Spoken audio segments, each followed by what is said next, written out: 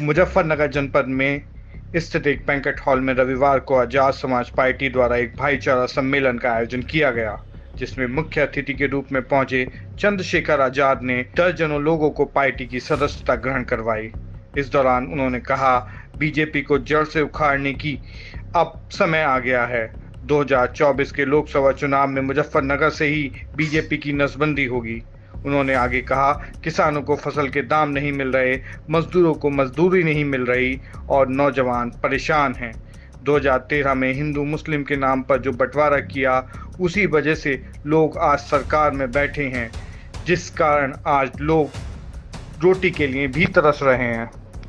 उन्होंने आगे कहा, भाईचारे की वजह से लोग मुजफ्फरनगर की मिसाल देते हैं। अगर मुजफ्फरनगर में भाईचारा कायम रहा तो यही से भारतीय जनता पार्टी की नसबंदी शुरू होगी। चंद्रशेखर आजाद के इस बयान के बाद बीजेपी के खेमे में हलचल मच गई है। आसपा प्रमुख की अध्यक्षता में रविवार को विपिन बालियान समेत कई मुजफ्फरनगर के ग्राम प्रधानों ने आजाद समाज पार्टी ज्वाइन की। इस दौरान चंद्रशेखर आजाद ने कार्यकर्ताओं में जोश भरने का काम भी किया। 2024 में प्रमुखता के साथ चुनावी मैदान में उतरने का बड़ा दावा भी किया। आजाद समाज पार्टी लगातार जनहित के मुद्दों पर काम कर रही है और जिस तरह से उत्तर प्रदेश या देश भर में सरकारों द्वारा जो अन्याय किसानों के साथ, मेहनतकश लोगों के साथ और जो हक वंचित समाज है उनके साथ जो किया जा रहा है, कोई ऐसा संघर्ष नहीं जहां आजाद समाज पार्टी या भीम आर्मी के लोग उनका साथ नहीं देते। जैसे जैसे काम जनता की मदद हो रही है, वैसे वैसे लोगों की आस्था मजबूत हो रही है। आज हमारे साथ यहाँ पश्चिम के बड़े नेता के रूप में, जिन्होंने जब 2013 का इतना बड़ा दंगा जानबूझ के कराया गया राजनीतिक स्वार्थ में, उस पूरी लड़ाई के बाद जिनके ऊपर, जिनके कंधों पर जिम्मेदारी थी कि यहाँ आपसी भाईचारा बने और जो पहचान है पश्चिम की वो बनी रहे, भाई विपिन बालियान जी और उनके तमाम साथी, उन्होंने आज आजाद समाज पार्टी में आस्था व्यक्त की है। और मुझे पूरा विश्वास है कि जैसे उनके जैसे सम्मानित मजबूत नेता हमारी पार्टी जुड़ेंगे, ऐसे ऐसे पार्टी पश्चिम में और मजबूत होती जाएगी। शेखर भाई, लोकसभा चुनाव आने वाले हैं, क्या भूमिका रहेगी? लोकसभा चुनाव से पहले 2023 के विधानसभा चुनाव हैं 5 स्टेट, और मैं अभी तेलंगाना से लौटा हूं। हमारा लगातार प्रयास ये चल रहा है कि जो 2023 के विधानसभा चुनाव हैं उनमें आज़ाद समाज पार्टी अच्छा प्रदर्शन करे। जैसा हमारा मजबूत संगठन यहाँ पर है, ऐसा ही हमारा मजबूत संगठन राजस्थान, मध्य प्रदेश, तेलंगाना, छत्तीसगढ़ और मिजोरम में भी है। तो अभी 2023 पे हमारी पार्टी और हमारे सामान्य नेतागण ज़्यादा काम कर रहे हैं। 24 का चुनाव भी हम लोग मजबूती से लड़ेंगे और उसके बाद आने वाले जो भी चुनाव है वो आज़ाद समाज पार्टी प्रत्येक चुनाव में मजबूती से जो है चुनाव लड़ने का काम करेगी। मणिपुर में हिंसा हो रही है, उस पर क्या कहेंगे आप? ये देश का, क्योंकि मैं भाग्य दुर्भाग्य में भरोसा नहीं रखता, लेकिन फिर भी मैं कहूँगा कि खोदा पहाड़ और निकला चूहा।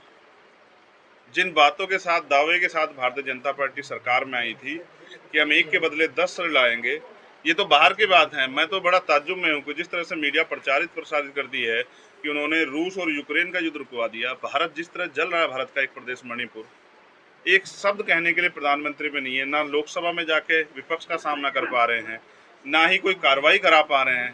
भारतीय जनता पार्टी की एक ही नीति है कि उनको चुनाव लड़ना है। बहन बेटियों के सम्मान के लिए ये पश्चिम है, पूरा देश ही हमेशा से खड़ा रहा। हमारी सभ्यता और पहचान है कि यहाँ देवियों की तरह बहन बेटियों की पूजा होती है, उनका सम्मान होता है, उनके सम्मान में तमाम तरह के बलिदान दिए जाते हैं। भारत का एक गौरवशाली इतिहास है। लेकिन बुरा यह है कि आज की सरकारों को बहन बेटियों के सम्मान से कोई मतलब नहीं है। आपने देखा किस तरह से महिला पहलवानों का अपमान हुआ, तब भी सरकार के लोग चुप थे। किस तरह से उत्तर प्रदेश में हाथरस का अपमान हुआ, उस पर भी सरकार के लोग चुप थे।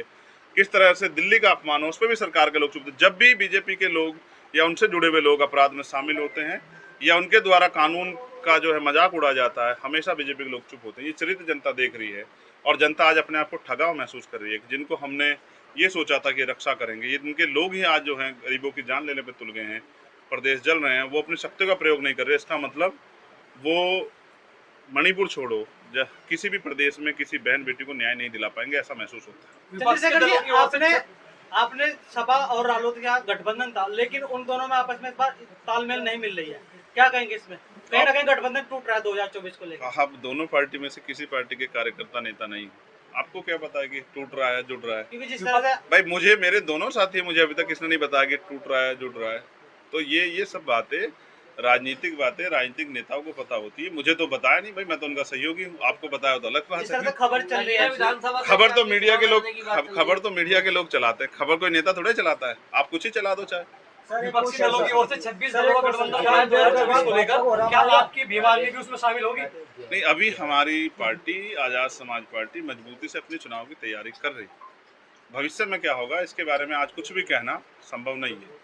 वो 26 के 26 दल में से कुछ लोग रुकेंगे या चले जाएंगे, कुछ भी नहीं कहा जाता। लोगों के बहुत सारे अपने अपने इश्यूज हैं और हमारी पार्टी अगर किसी भी अलायंस में जाएगी तो उसके अपने मुद्दे हैं, चाहे वो हक वंचित समाज के हों या किसानों के। आप मुझे बताओ, क्या एमएसपी की गारंटी देश भर में सभी सरकारें दे रही हैं?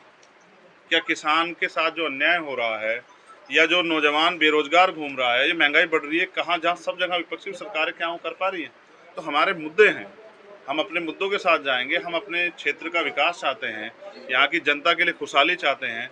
उन तमाम मुद्दों पे जिससे भी बात होगी उनके साथ जो है पार्टी अलायंस के बारे में सोचेगी। चंद्रशेखर जी, मुजफ्फरनगर में योगी जी का एक कार्यक्रम था, सत्येंद्र देव जी आए थे, जहां उन्होंने 3 जातियों पर टिप्पणी किया है, त्यागी समाज और कश्यप समाज और सैनी समाज को लेकर। उनकी लड़कियों को पहले उठा के ले जाया था, उस पर क्या कहना आपको? उसके लेकर राजनीति भी काफी होती है। देखो, मैं फिर आपसे यही कहूंगा कि बीजेपी के नेता अपने मन से कुछ नहीं बोलते, उनसे बुलवाया जाता है। ऊपर आरएसएस के लोग उनसे बैठ के बुलवाते हैं कि इस तरह की भाषा का प्रयोग करना है। वो जातियों का झगड़ा कराने में बहुत बड़ा विश्वास रखते हैं। ऐसा ही जातियों का झगड़ा उन्होंने कराने का सहारनपुर में प्रयास किया है। वो तो हमारे यहाँ के लोग बड़े सज्जन हैं, समर्पित हैं, समझदार हैं, इसलिए हमारे लोगों ने वहाँ जाति का झगड़ा नहीं होने दिया। वरना वो प्रयास हमेशा करते रहते हैं, क्योंकि बंटवारा करके उनकी राजनीति कामयाब होती है। बंटवारे की राजनीति करने वाले भारतीय जनता पार्टी को जनता देख रही है और समय आने पे ईवीएम का बटन दबा के बैलेट से जो है वोट दे के सबक सिखाए। सरकार यूसीसी कानून को लागू करने की बात कर रही है। अब ये पता नहीं कहाँ से नकली खबर लिया, अभी तो जो है ड्राफ्ट भी नहीं आया, आप कह रहे हैं लागू करने के। यहाँ से जो सांसद है और केंद्र मंत्री है डॉक्टर संजीव बालियान, वो यूसीसी के समर्थन में चुनावी, मैंने कहा वो उनका चुनावी एजेंडा है। अभी ड्राफ्ट भी नहीं आया है। जिस चीज का ड्राफ्ट भी नहीं आया वो कानून कैसे बन जाएगा? जब ड्राफ्ट आएगा ड्राफ्ट पे बात करेंगे। और अगर कोई भी कानून, चाहे वो किसानों के विरोध में हो, चाहे वो कमजोर तबके के विरोध में हो, या मुसलमान, जैन, सिख, बौद्ध, ईसाई, आदिवासी के विरोध में हो, जो भी कानून इन वर्गों के हितों के खिलाफ बनेगा उसमें हम लोग उसको अपोज करेंगे बिल्कुल। 2024 का लोकसभा चुनाव गठबंधन में लड़ेंगे फिर अकेला? मैंने आपसे इस सवाल का जवाब 2023 पे दे दिया है। आपको भी नहीं पता, आप इसी मीडिया से तंत्र में तब 2024 में काम करोगे या कहीं और, अभी बहुत दूर है। अभी तो हम जमीन पे अपने संगठन को मजबूत कर रहे हैं। आज हमारे साथ बहुत सारे महत्वपूर्ण नेता क्षेत्र के, करीब 30 से 40 प्रधान, वो प्रधान जो गांव में सेवा कर रहे हैं वो सेवा करेंगे, उसका लाभ आजाद समाज पार्टी को मिलेगा। और उनका जो संगठन है, उनके साथ जो अन्याय हो रहा है, जिस तरह सरकार में बैठे लोग जो हैं या जो पिछले दरबारी सरकार में मिले हुए लोग, जिस तरह से वो यहाँ के किसानों को या मजबूत लोगों को जेल भिजवाने का काम कर रहे हैं प्रधानों को, उनके खिलाफ भी लड़ाई अभी लड़नी है जमीन पे।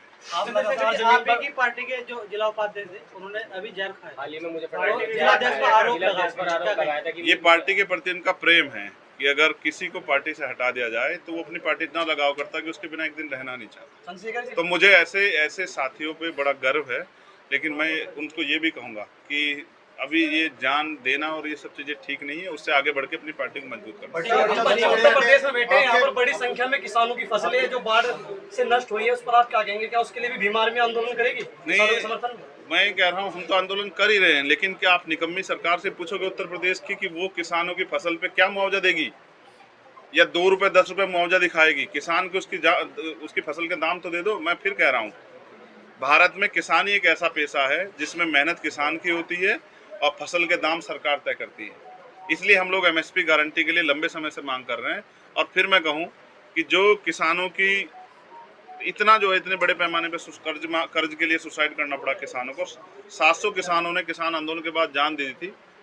जब वो उनके साथ हुए अन्याय पे सादतों पे नहीं बोले, वो मुझे नहीं लगता किसानों को भला कर सकते। हर न्यूज अपडेट के लिए डिस्क्रिप्शन बॉक्स में दिए हुए लिंक से ज्वाइन करें रॉयल बुलेटिन का व्हाट्सएप ग्रुप और पाएं हर खबर सबसे पहले अपने व्हाट्सएप पर। अपने आसपास की खबरों के लिए सब्सक्राइब करें रॉयल बुलेटिन और इस वीडियो पर कमेंट के जरिए अपनी राय देना ना भूलें।